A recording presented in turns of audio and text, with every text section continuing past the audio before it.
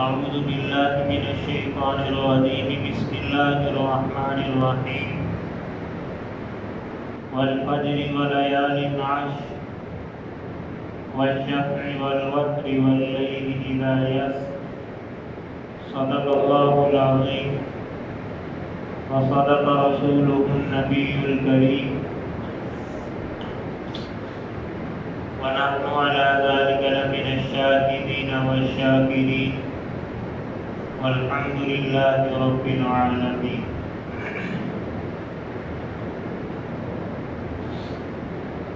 انتہائی واجب الاحترام قابل سر تقریم حضرات سامعین کرام بزرگان دین، اللہ تعالیٰ نے عبادات کے اندر ایک خاص ترتیب رکھی ہے۔ سب سے پہلے اللہ تعالیٰ نے رمضان کے روزے فرض کیے۔ ایک ماہ کے روزے رکھنے کے بعد جب ہم روزوں سے فارغ ہوئے، جونہی شوال کا چاند نظر آیا تو اللہ تعالیٰ نے فرمایا کہ آپ حج کی تیاری کرو۔ حج کے ارکان اگرچہ مخصوص ایام کے اندر ہی ادا کیے جاتے ہیں، لیکن قرآن اور حدیث کے مطالعہ سے یہ بات سمجھ آتی ہے کہ حج کے جو مہینے ہیں وہ اللہ تعالیٰ نے 3 مقرر کیے ہیں۔ نمبر 1 شوال، نمبر 2 ذوالقعدہ، نمبر 3 ذوالحج۔ آپ صلی اللہ علیہ وآلہ وسلم نے ارشاد فرمایا کہ حج کے مہینے 3۔ قرآن کے اندر سے بھی یہ بات مذکور ہے، ارشاد باری تعالیٰ ہے الحج اشہر معلومات، کہ حج چند مہینوں میں ادا کیا جاتا ہے۔ آج کیونکہ سفری مشکلات نہیں، زمین سمٹ گئی۔ پہلے دور کے اندر جو سفر مہینوں کے اندر طے پاتا تھا، آج وہ سفر گھنٹوں کے اندر طے پاتا ہے، اور پہلے زمانے کے اندر جو سفر دنوں کے اندر طے پاتا تھا، آج وہ سفر منٹوں کے اندر طے کر لیا جاتا ہے۔ یہی وجہ ہے کہ آج سے 100-150 سال قبل جو لوگ حج کا ارادہ رکھتے تھے وہ رمضان کے اندر ہی قافلوں کی شکل میں نکل جایا کرتے ہیں، اور بعض لوگ عید گزرنے کے فوراً بعد ہی حج کے لیے روانہ ہو جاتے تھے اور احرام باندھ لیا کرتے ہیں۔ آج کیونکہ سفر مشکل نہیں، سفر کی مدت اتنی زیادہ نہیں، چند گھنٹوں کے اندر ہی ہم جہاں پر حج کیا جاتا ہے وہاں پر پہنچ جاتے ہیں۔ اس وجہ سے آج حج کے ایام بہت مختصر سے ہو کر رہ گئے ہیں، مگر نہ آج سے پہلے حج مہینوں کے اندر ادا کیا جاتا ہے۔ تو اس وجہ سے اللہ تعالیٰ نے فرمایا کہ حج 3 مہینوں کے اندر کیا جا سکتا ہے۔ نمبر 1 شوال، نمبر 2 ذوالقعدہ، نمبر 3 ذوالحج۔ تو سب سے پہلے اللہ تعالیٰ نے رمضان کے روزے فرض کیے، ان سے جیسے ہی فارغ ہوئے تو حج جیسی عبادت فرض کر دی گئی۔ تو جب اس سے بھی فارغ ہوئے تو اللہ تعالیٰ نے شکرانے کے طور پر کہ میں نے تمہارے اوپر 2 عبادات فرض کی تھی، رمضان کے روزے اور حج، تم نے وہ دونوں عبادات ادا کر لی ہیں، اب شکرانے کے طور پر قربانی کرو۔ تو قربانی کا فلسفہ، قربانی اصل کے اندر شکرانے کے طور پر اللہ تعالیٰ نے امت کے اوپر فرض اور ضروری قرار دی۔ ذوالحج کا پہلا عشرہ شروع ہو چکا۔ یہ عشرہ بہت فضیلت کا حامل ہے۔ قرآن کا مطالعہ کریں، احادیث اٹھا کر دیکھیں تو پتہ چلتا ہے یہ عشرہ بہت فضیلت رکھتا ہے۔ اس کی فضیلت کے لیے یہی کافی ہے کہ اللہ تعالیٰ نے قرآن مجید کے اندر ارشاد فرمایا وَلَيَالٍ عَشْرٍ، مجھے 10 راتوں کی پسند ہے۔ یہ 10 راتیں کون سی ہیں؟ اکثر مفسرین کا رجحان اس طرف ہے کہ یہ 10 راتیں جو ذوالحج کا پہلا عشر ہے، یہ والی 10 راتیں مراد۔ اس سے اندازہ لگایا جا سکتا ہے کہ اللہ کی نظر کے اندر یہ عشرہ اور یہ ایام کتنی فضیلت رکھتے ہیں، اور اللہ کے نبی نے تو بار بار کئی موقعوں پر ان ایام کی فضیلت امت کے سامنے واضح کی ہے۔ آپ نے ارشاد فرمایا اللہ تعالیٰ کو کوئی عبادت اتنی محبوب اور اتنی پسندیدہ نہیں ہے جتنی وہ عبادت محبوب اور پسندیدہ ہے جو ان ایام کے اندر ادا کی جائے۔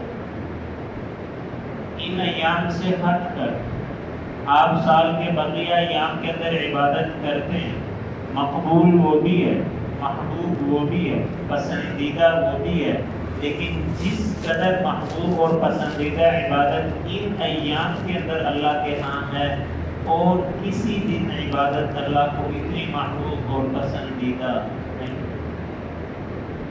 صحابہ نے کہا یا رسول اللہ، اگر کوئی شخص اللہ کے راستے میں جہاد کرتا ہے تو ان ایام کے اندر عبادت اس سے بھی زیادہ محبوب ہے؟ آپ نے فرمایا ہاں، اگر کوئی شخص اللہ کے راستے میں عام دنوں میں جہاد کرتا ہے تو اس کے جہاد سے یہ والی عبادت اللہ کو زیادہ پسندیدہ ہے، مگر وہ شخص جو گھر سے اپنی جان اور اپنا مال لے کر نکلا لیکن واپس ان میں سے کچھ بھی نہ آیا، جان بھی اللہ کے راستے میں قربان کر دی، مال بھی اللہ کے راستے میں دے دیا، یہ اللہ کو زیادہ محبوب اور زیادہ پسندیدہ ہے۔ اس سے ہٹ کر کوئی عبادت اللہ کو اتنی پسند نہیں ہے جتنی وہ عبادت پسند ہے جو ان ایام کے اندر کی جاتی ہے۔ دوسری حدیث کے اندر آپ نے ارشاد فرمایا جو شخص ان ایام کے اندر روزہ رکھے تو ایک روزے کا اجر اور ثواب اللہ تعالیٰ 1 سال کے برابر اس کو دے گا، اور جو شخص ان ایام میں سے کسی رات عبادت کرے تو ایسے ہی ہے گویا کہ اس نے شب قدر کو اللہ تعالیٰ کے سامنے کھڑے ہو کر عبادت کی۔ حضرت ابو قتادہ سے آپ صلی اللہ علیہ وآلہ وسلم نے ارشاد فرمایا جو شخص 9 ذوالحج کو روزہ رکھے، جو شخص 9 ذوالحج کو روزہ رکھے تو آپ نے ارشاد فرمایا مجھے اللہ کی ذات سے قوی امید ہے کہ اللہ تعالیٰ اس کے 2 سالوں کے گناہ معاف کر دیں گے، ایک وہ سال جو گزر چکا اور ایک وہ سال جو آئندہ آنے والا ہے۔ 9 ذوالحج کی فضیلت کہ جو شخص اس دن روزہ رکھے گا ایسے ہے گویا کہ اللہ تعالیٰ اس کے 2 سالوں کے گناہوں کو معاف کرے۔ حضرت معاذ بن جبل رضی اللہ تعالیٰ عنہ سے روایت ہے آپ صلی اللہ علیہ وآلہ وسلم نے ارشاد فرمایا جو شخص 5 راتوں کو عبادت کے ذریعے سے زندہ رکھے، جو شخص 5 راتوں کو عبادت کے ذریعے سے زندہ رکھے تو اللہ تعالیٰ اس کے دل کو اس دن زندہ رکھیں گے جس دن سب کے دل مرجھائے ہوئے اور ڈرے ہوئے ہوں۔ جو شخص 5 راتوں کو عبادت کے ذریعے سے زندہ رکھے اللہ تعالیٰ اس کے دل کو اس دن زندہ رکھیں گے جس دن سب کے دل ڈرے ہوئے اور مرجھائے ہوئے ہوں گے۔ وہ 5 راتیں کون سی ہیں؟ نمبر 1 8 ذوالحج کی رات، نمبر 2 9 ذوالحج کی رات، نمبر 3 10 کی رات، نمبر 4 شب برات، اور نمبر 5 عید الفطر کی رات۔ ان 5 راتوں کو جو شخص عبادت کے ذریعے سے زندہ رکھے گا اللہ تعالیٰ کل قیامت والے دن اس کے دل کو مرجھانے نہیں دیں گے، اللہ تعالیٰ اس کے دل کو ڈرنے نہیں دیں گے۔ ان احادیث کی روشنی میں ہم اندازہ لگا سکتے ہیں کہ ان ایام کی فضیلت اللہ کے ہاں کس قدر زیادہ ہے۔ کچھ عبادات ایسی جو صرف انہی ایام کے اندر ہی طے پاتی ہیں، انہی ایام کے اندر ہی ادا کی جا سکتی ہیں، اس سے ہٹ کر وہ عبادت ادا نہیں کی جا سکتی۔ باقی تو جتنی عبادات ہیں ہم جس وقت چاہیں، جب چاہیں، سال کے جس دن اور جس رات کو ہم ادا کرنا چاہیں ہم ادا کر سکتے ہیں۔ مثال کے طور پر نماز، فرض نماز کے علاوہ ہم اگر نفل پڑھنا چاہیں تو ہمیں اختیار ہے، ہم صبح پڑھیں، ہم شام پڑھیں، بس اوقات مکروہہ سے بچ کر ہم جس وقت نفل پڑھنا چاہیں ہم پڑھ سکتے ہیں۔ صدقہ ہم جب ادا کرنا چاہیں ہمارے پاس آپشن، ہمارے پاس اختیار موجود ہے، صبح ادا کرنا چاہیں، شام کو ادا کرنا چاہیں، جس مہینے کے اندر جس شب جس دن ہم ادا کرنا چاہیں ہم ادا کر سکتے ہیں۔ لیکن چند عبادات ایسی ہیں کہ وہ صرف اور صرف انہی ایام کے اندر ہی ادا کی جا سکتی ہے، اس سے ہٹ کر وہ عبادت ادا نہیں کی جا سکتی۔ جو ہی یہ ایام گزرے اس سے ہٹ کر آپ پورا سال وہ عبادت ادا نہیں کر سکتے۔ اس عبادت کا مزہ پانے کے لیے آپ کو بھی ان ایام کا انتظار کرنا پڑے گا۔ میں وہ عبادتیں آپ حضرات کے سامنے ذکر کرتا ہوں نمبر وار ترتیب کے ساتھ۔ یہ ایام چل رہے ہیں، آدھے گزر گئے ہیں، آدھے باقی ہیں، بہت تھوڑا سا وقت ہمارے پاس ہے، ہم محنت کریں، ہم کوشش کریں، ہم زیادہ سے زیادہ ان ایام کے اندر وہ والی عبادات کر لیں، کیونکہ معلوم نہیں آئندہ سال یہ ایام ہمیں نصیب ہوتے ہیں کہ نہیں ہوتے۔ بہت سے لوگ ایسے تھے جو گزشتہ سال ان ایام کے اندر ہمارے ساتھ موجود تھے لیکن آج نہیں، اور بہت سے ایسے بھی ہوں گے جو آج ہیں آئندہ ہمارے ساتھ نہیں ہوں گے۔ ہمیں معلوم نہیں کہ ہم بھی آئندہ یہ ایام دیکھ سکتے ہیں یا نہیں، اس وجہ سے ہم ان ایام کو غنیمت جانیں، ہم ان کی قدر کریں، زیادہ سے زیادہ ہم ان ایام کے اندر وہ عبادتیں ادا کر لیں جو صرف ان ایام کے ساتھ مخصوص ہیں، اس سے ہٹ کر وہ عبادت ادا نہیں کی جا سکتی۔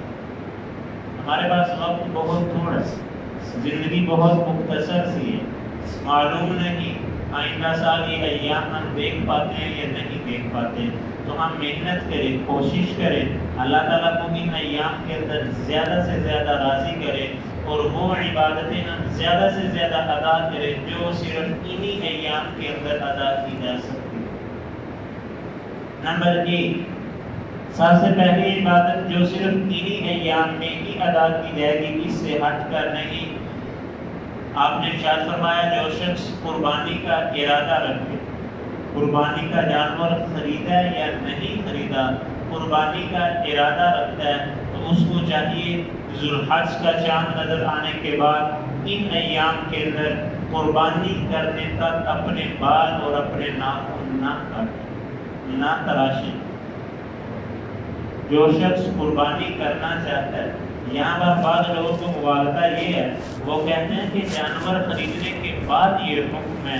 میں واضح کر دوں کہ جانور خریدا ہو یا نہ خریدا ہو، قربانی کا ارادہ رکھتا ہے، قربانی کی نیت ہے، تو جیسے ہی ذوالحج کا چاند نظر آ گیا تو چاند نظر آنے کے بعد قربانی کرنے تک یہ شخص اپنے بال اور اپنے ناخن نہ کاٹے۔ بظاہر یہ حکم ہمیں بڑا عجیب لگتا ہے، بظاہر یہ حکم ہمارے لیے بہت عجیب سے، لیکن آپ صلی اللہ علیہ وآلہ وسلم اپنی امت کے اوپر بہت شفیق اور بہت مہربان ہیں۔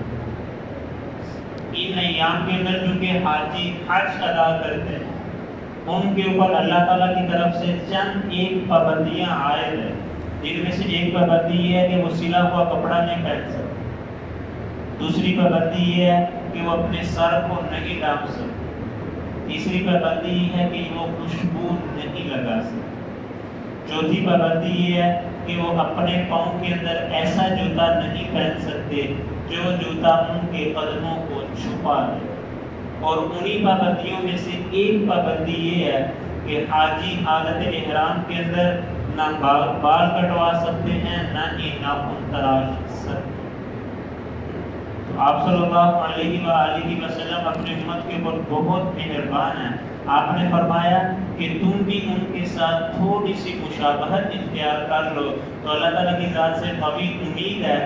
جو اللہ کی رحمتیں، جو اللہ کی طرف سے برکتیں، جو اللہ کی طرف سے مغفرت حاجیوں کے اوپر برس رہی ہوتی ہے، اللہ تعالیٰ تمہیں بھی مشابہت کی وجہ سے کچھ نہ کچھ اس میں سے دے. اللہ کی ذات بہت بڑی سخی ہے. ڈاکٹر عبدالحی عارفی فرماتے ہیں کہ اللہ کی رحمت تو بہانے ڈھونڈتی ہے کہ صرف ہمیں تھوڑا سا بہانہ مل جائے. تو چونکہ آپ کو معلوم تھا کہ میری ساری امت حج کو نہیں جا سکتی، ساری امت حج ادا نہیں کر سکتی، کچھ غریب بھی ہوں گے، کچھ معذور بھی ہوں گے، کچھ کمزور بھی ہوں گے، تو آپ نے فرمایا تم تھوڑی سی مشابہت اختیار کر لو تو جو اللہ کی رحمت ان کے اوپر برس رہی ہوتی ہے، اللہ تعالیٰ تمہیں بھی اس میں سے کچھ نہ کچھ حصہ عطا فرما دے. حاجیوں کے اوپر اللہ کی رحمت کتنی برستی ہے. میں ایک حدیث آپ کے سامنے پڑھتا ہوں، اس سے آپ اندازہ لگائیں حاجیوں کے اوپر خاص طور پر میدان عرفات، جب حاجی میدان عرفات میں موجود ہوتے ہیں اس وقت ان کے اوپر اللہ کی رحمت کیسے برس رہی ہوتی ہے. آپ نے فرمایا، اللہ تعالیٰ فرماتے ہیں کہ اس دن وقوف عرفہ والے دن اگر کوئی شخص اتنے گناہ لے کر آئے، وقوف عرفہ والے دن اگر کوئی شخص اتنے گناہ لے کر آئے جتنے درختوں کے پتے، کائنات کے اندر کتنے درخت اور درختوں کے کتنے پتے اندازہ ہی نہیں. کوئی شخص اتنے گناہ لے کر آئے جتنے درختوں کے پتے. نمبر 2، کوئی شخص اتنے گناہ لے کر آئے جتنے بارش کے قطرے. نمبر 3، کوئی شخص اتنے گناہ لے کر آئے جتنے ریت کے ذرے ہیں. نمبر 4، کوئی شخص اتنے گناہ لے کر آئے جتنے صبح اور شام کے اندر سیکنڈ، جب سے کائنات بنی ہے اس وقت سے لے کر آج تک کتنے سیکنڈ گزرے ہیں ہمیں اندازہ نہیں. کوئی شخص اتنے گناہ کرے وقوف عرفہ والے دن میدان عرفات کے اندر آ کر ایک دفعہ کہہ دے یا اللہ میرے گناہ معاف فرما دے. اللہ تعالیٰ فرماتے ہیں اس کے اس ایک بول کے اوپر میں اس کے سارے گناہ معاف کر. اللہ کی رحمت یوں برس رہی ہوتی ہے ان ایام کے اندر.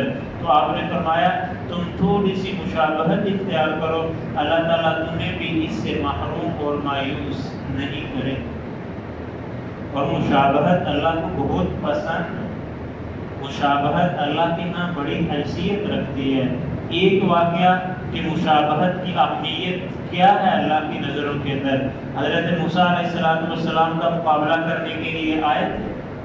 حضرت موسیٰ علیہ السلام کا مقابلہ کرنے کے لیے جادوگر آئے، مقابلہ ہارنے کے بعد حضرت موسیٰ پر ایمان لے آئے. حضرت موسیٰ علیہ السلام بہت حیران ہوئے کہ اللہ یہ بات سمجھ نہیں آئے میرا مقابلہ کرنے تھے، مقابلے کے بعد ہار بھی گئے. تو جو شکستہ ٹیم ہوتی ہے، جو شکست خوردہ لوگ ہوتے ہیں، وہ کبھی فاتح کو مانا نہیں کرتے، وہ کبھی فاتح کے اوپر ایمان نہیں لاتے. یہ کیسے ہو گیا؟ انہوں نے شکست بھی کھائی ہے، اس کے باوجود یہ لوگ مجھ پر ایمان بھی لائے ہیں. تو اللہ تعالیٰ نے فرمایا موسیٰ جب وہ تیرا مقابلہ کرنے کے لیے میدان میں اترے تھے نا، ان کا اور تیرا لباس ایک جیسا تھا، ان کی مشابہت تیرے ساتھ تھی. تو مجھے حیا آئی کہ کسی شخص کا لباس اور کسی شخص کی شکل و صورت موسیٰ جیسی ہو، پھر میں اس کو ایمان کی دولت نصیب نہ کروں. مجھے اس سے حیا آئی. اس مشابہت کی برکت سے میں نے ان کے دلوں میں اسلام بٹھا. اس سے ہم اندازہ لگا سکتے ہیں کہ مشابہت اللہ کے ہاں کتنی اہمیت رکھتی ہے. تو یہ مشابہت ہمارے لیے بہت بڑی نعمت ہے، ہم اس کی قدر کریں. لیکن یہاں پر میں دو مسئلے وضاحت کے ساتھ آپ کے سامنے عرض کر دوں.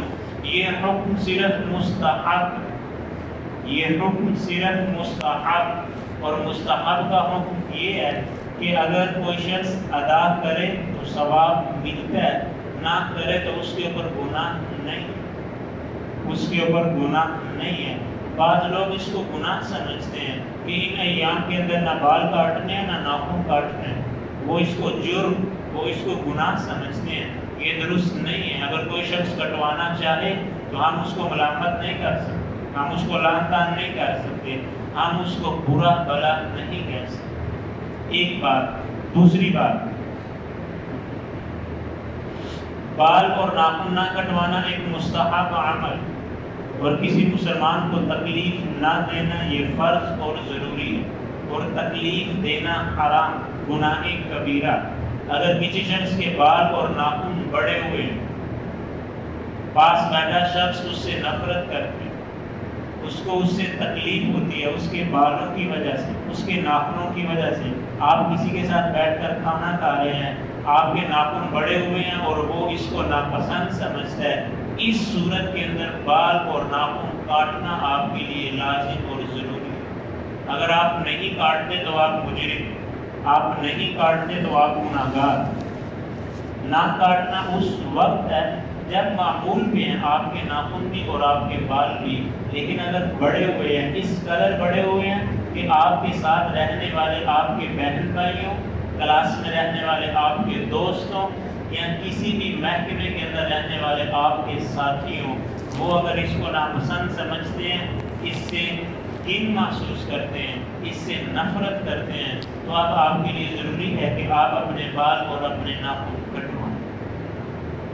یہ پہلی عبادت تھی جو صرف انہی ایام کے اندر ہی ادا کی جا سکتی ہے، اس سے ہٹ کے یہ عبادت ادا نہیں کی جا سکتی۔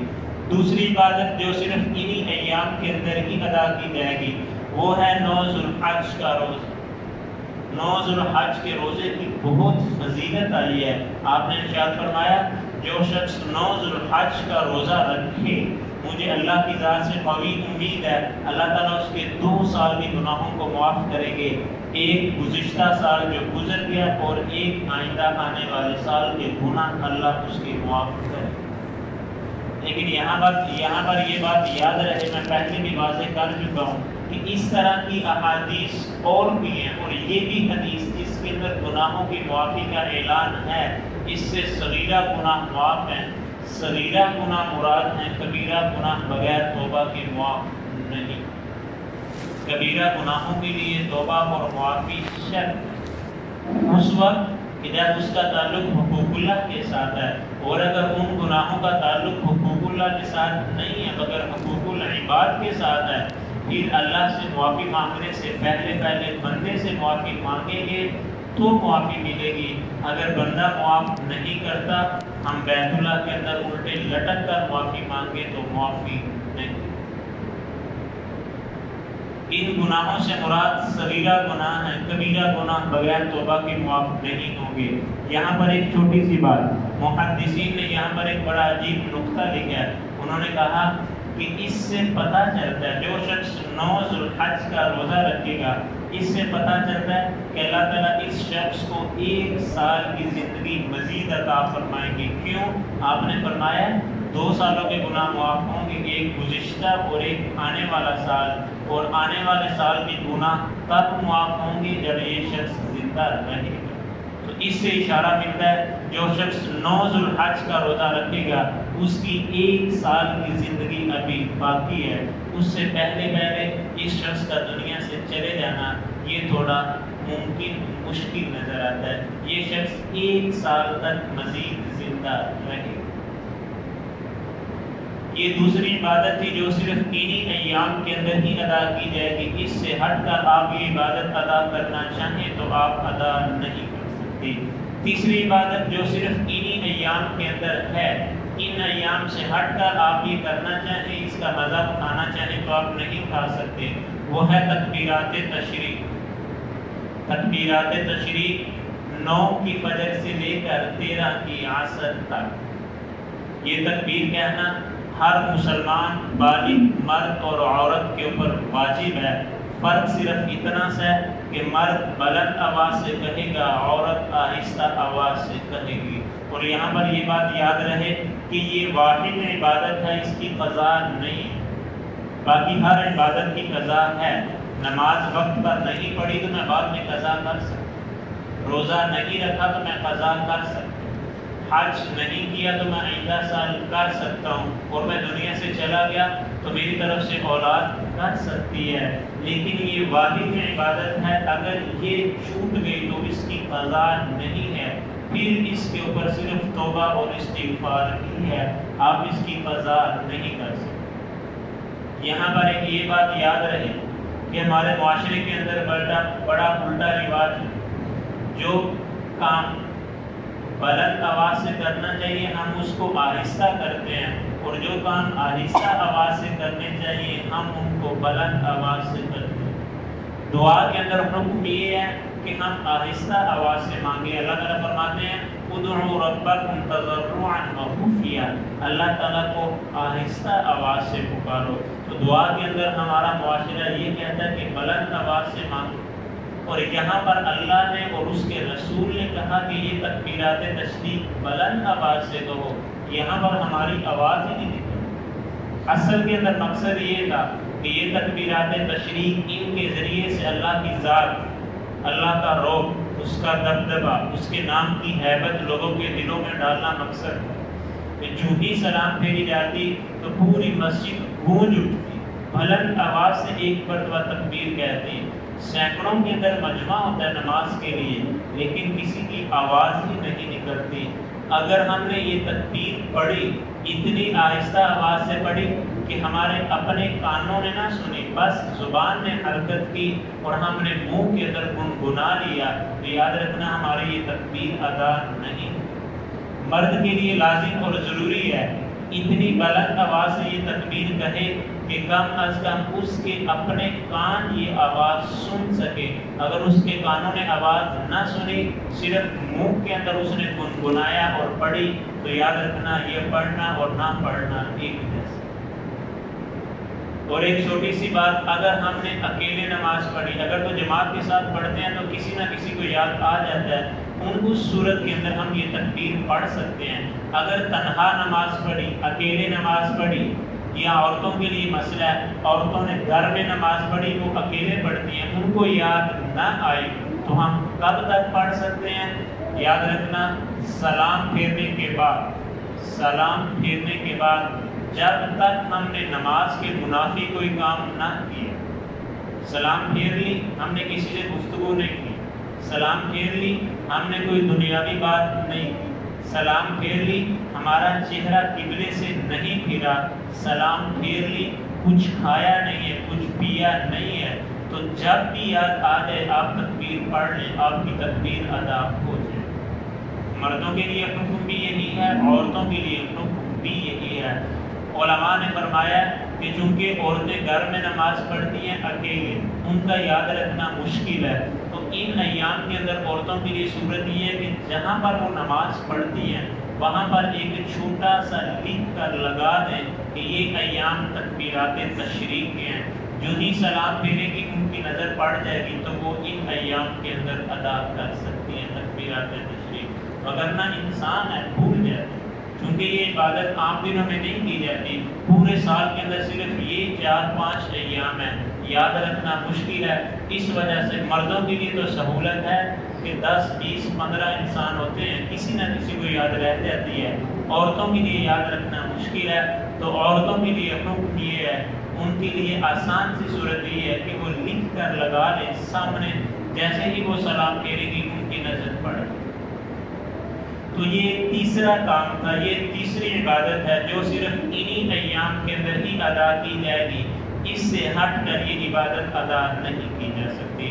اور یہاں پر ایک چھوٹی سی بات یہ بھی ذہن میں رہے کہ ہمارے معاشرے کے اندر رواج یہ کہ ہم یہ تکبیرات تشریق صرف 9 سے 13 کی عصر تک پڑھتے ہیں. یہ تو واجب ہے، یہ تو ضروری ہے، نہ پڑھے تو گناہ گار ہے. لیکن ذوالحج کا چاند نظر آنے کے بعد اللہ کے نبی اور صحابہ بکثرت یہ تکبیر کہا کرتے تھے، اٹھتے بیٹھتے. اللہ کے نبی دعاؤں کی جگہ پر بھی یہ تکبیر پڑھتے تھے. جن ایام باقی ایام کے اندر جہاں پر اللہ کے نبی دعائیں پڑھتے تھے، ان ایام کے اندر آپ تکبیرات تشریق پڑھتے تھے. صحابہ تلاوت کی جگہ پر بھی تکبیرات تشریق کہتے تھے. بعض صحابہ بازار کے اندر دکانوں پر بیٹھے ہوئے ہیں، وہ ان ایام کے اندر تکبیرات تشریق کہتے تھے۔ تو یاد رکھنا یہ مسئلہ ذہن پہ رہے کہ ان ایام کے اندر واجب اور ضروری، البتہ جو بقیہ 8 دن ہے، یکم سے لے کر 8 کے عشاء تک، یہ تکبیرات تشریق کہنا بہت فضیلت رکھتے ہیں۔ آپ جہاں پر اور اذکار کرتے ہیں، آپ درود شریف پڑھتے ہیں، آپ دیگر دعائیں، دیگر تلاوت کرتے ہیں، تو آپ ان ایام کے اندر یہ تکبیر پڑھیں تو اس کا اجر اور ثواب زیادہ۔ یہ تیسری عبادت تھی جو صرف انہی ایام کے اندر ہی ادا کی جائے گی، اس سے ہٹ کر آپ اس کی لذت پانا چاہیں تو آپ نہیں پا سکتے۔ چوتھی اور آخری عبادت جو صرف انہی ایام کے اندر ہی ادا کی جائے گی، اس سے ہٹ کر نہیں ہے، وہ ہے قربانی، وہ ہے قربانی۔ اور ان ایام کے اندر قربانی سے ہٹ کر اللہ تعالیٰ کو کوئی عمل پسندیدہ نہیں ہے۔ آپ نے فرمایا ان 3 دنوں کے اندر 10، 11، 12 کی مغرب تک اللہ تعالیٰ کو جانور کے گلے کے اوپر چھری چلانے سے کوئی عمل زیادہ محبوب اور پسندیدہ نہیں ہے۔ سب سے زیادہ پسندیدہ عمل یہی ہے کہ ان 3 ایام کے اندر جانور کے گلے پر چھری چلائیں۔ دوسری حدیث کے اندر آپ نے ارشاد فرمایا قربانی کرنے والا شخص کل قیامت والے دن اپنے جانور کے سینگ، اس کی کھال، اس کی اون لے کر اللہ کے پاس حاضر ہوگا۔ اللہ اس کو اس کے بدلے کی نیکیاں عطا فرمائیں گے۔ اور آپ نے ارشاد فرمایا جب کوئی شخص قربانی کرتا ہے، اس کا خون زمین پر گرنے سے پہلے اس کے سارے گناہ معاف ہو جاتے ہیں، سارے کے سارے گناہ معاف ہو جاتے ہیں۔ صحابہ نے کہا یا رسول اللہ ہمیں اس قربانی کے بدلے میں کیا ملے گا؟ آپ نے فرمایا قربان ہونے والے جانور کی ایک ایک بال کے بدلے ایک ایک نیکی۔ ایک صحابی نے کہا یا رسول اللہ جن کے بال نہیں ہیں، جن جانوروں کی اون ہے، اون تو بالوں سے بہت زیادہ ہوتی ہے، آپ نے فرمایا اون کے ایک چیز کے عوض میں اللہ تعالیٰ اس کو ایک نیکی عطا فرمائیں، ایک اون کے بدلے میں اس کو ایک نیکی ملے گی۔ اور جو شخص قربانی نہ کرے، وسعت ہے قربانی نہیں کی، اس کے لیے بڑی سخت وعید ہے۔ آپ نے ارشاد فرمایا من وجد ساعة فلم يضحك فلا يقربن مصلانا، جو شخص وسعت رکھتا ہے، طاقت رکھتا ہے، قربانی کر سکتا ہے لیکن نہیں کی، یہ شخص ہماری عیدگاہ کے قریب بھی نہ آئے۔ فلا يقربن مصلانا، یہ شخص ہمارے عیدگاہ کے قریب نہ آئے۔ بڑی سخت وعید ہے کہ اللہ کے نبی کہتے ہیں کہ یہ شخص ہمارے ساتھ نہ چلے، ہمارے ساتھ نہ آئے۔ تو یہ 4 عبادات ہیں جو صرف انہی ایام کے اندر ہی ادا کی جا سکتی ہیں، اس سے ہٹ کر یہ عبادت ادا نہیں کی جا سکتی۔ نمبر 1 بال اور ناخن نہ تراشنا، نمبر 2 9 ذو الحج کا روزہ، نمبر 3 تکبیرات تشریق، اور نمبر 4 قربانی۔ اللہ تعالیٰ سے دعا ہے جو کچھ کہا ہے سنیں، اس پر عمل کرنے کی توفیق عطا فرمائے، اور ان ایام کے اندر اللہ تعالیٰ ہمیں بڑھ چڑھ کر ان عبادات کو ادا کرنے کی توفیق عطا فرمائے۔ آخر دعوانا ان الحمد للہ رب العالمین۔